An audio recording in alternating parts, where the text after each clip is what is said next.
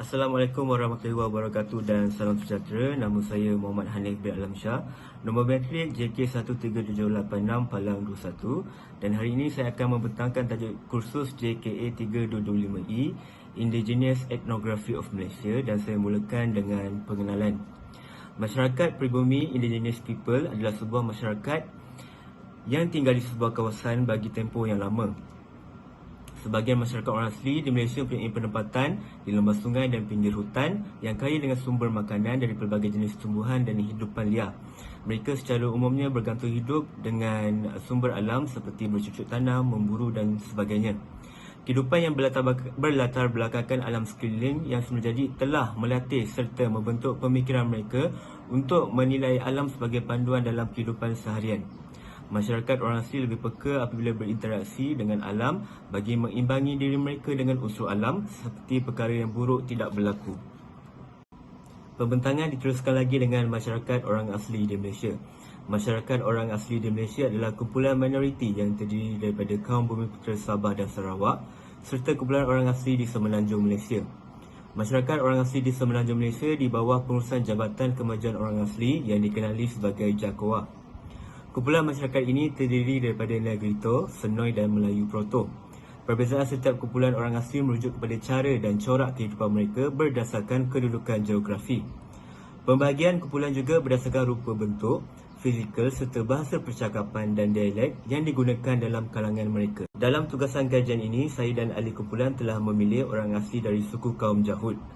Orang asli suku kaum Jahud adalah salah satu daripada suku kaum orang asli dari kumpulan Senoi.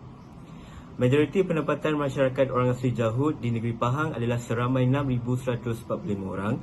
Sebahagiannya menetap di Perak seramai 165 orang berbanding di Selangor seramai 32 orang dan telah wujudnya kepelbagaian kumpulan orang asli. Maka terdapat banyak perbezaan iaitu dari segi kepercayaan dan budaya tradisi yang mempunyai identiti dan keunikan mereka. Budaya kehidupan masyarakat orang asli sangat dititik beratkan disebabkan asal-usul serta sejarah awal mereka yang pernah mendiami dalam hutan belantara.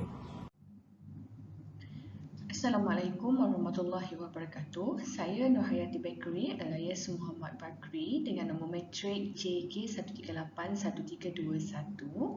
Saya akan teruskan kepada topik cara hidup tradisional orang asli Jahud. Seperti yang kita ketahui, di Malaysia terdapat kewujudan kepelbagaian suku kaum orang asli.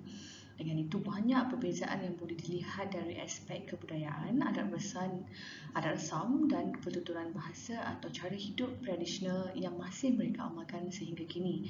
Termasuk juga dengan cara hidup tradisional orang asli yang masih mengamalkan adat berkhatam iaitu dengan melakukan upacara-upacara tradisional seperti menjahit kain berwarna merah dan putih yang mempunyai maksud dan lambang tersendiri serta dilakukan oleh golongan wanita yang berusia. Kemudian, penghulu balai akan menyeruh roh nenek moyang yang telah meninggal dunia dan pawang yang telah dilantik iaitu pawang gelanggang akan membuka gelanggang yang bertujuan untuk mengelakkan gangguan daripada makhluk halus semasa upacara berkhatan dijalankan. Kemudian Tok Mudin yang akan menjalankan upacara berkhatan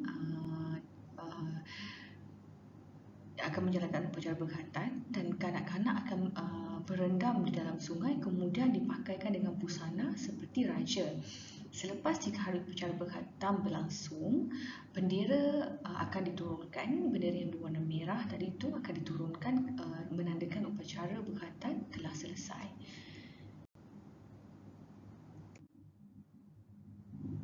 Seterusnya kita tengok kepada cara hidup tradisional mereka dengan melakukan seni ukiran patung kayu, di mana masyarakat orang asli dari suku kaum Jahud ini sangat cekap dan mempunyai kemahiran dalam menghasilkan seni ukiran patung kayu.